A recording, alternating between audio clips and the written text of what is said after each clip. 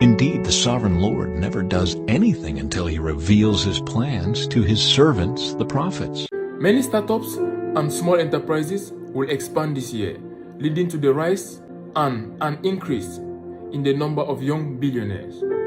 The youngest billionaires on the planet haven't been alive for 3 decades, but that hasn't stopped them from amassing 3 fortunes. 12 people under the age of 30 made it onto this year's World's Billionaires list, including 4 Stanford dropouts, 2 food delivery magnates, and a cryptocurrency whiz. Together, this rarefied group is worth $25.8 billion and represents just 0.5% of the 2,668 billionaires Forbes found this year. Clinching the title of World's Youngest Billionaire for the 2nd year running is 19-year-old Kevin David Lehman, worth $2.4 billion.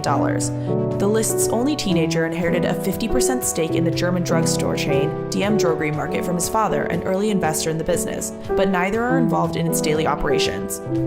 4 billionaires under 30, all self-made, are newcomers this year. Richest among them is Gary Wang, age 28, the co-founder and chief technology officer of Bahamas-based cryptocurrency exchange FTX. Joining Wang is 27-year-old Ryan Breslow, worth an estimated $2 billion, who dropped out of Stanford to build the lightning-fast payment software company Bolt before stepping down as CEO earlier this year. Rounding out the new entrants are fellow Stanford dropouts Pedro Franceschi and Henrique Dubobras, who vaulted into billionaire ranks when their corporate credit card startup Brex hit a $12.3 billion valuation in January. The Brazilian-born founders, aged 25 and 26 respectively, are now worth an estimated $1.5 billion apiece. Altogether, there are 7 self-made billionaires under 30 on this year's list, outnumbering the 5 heirs to established fortunes.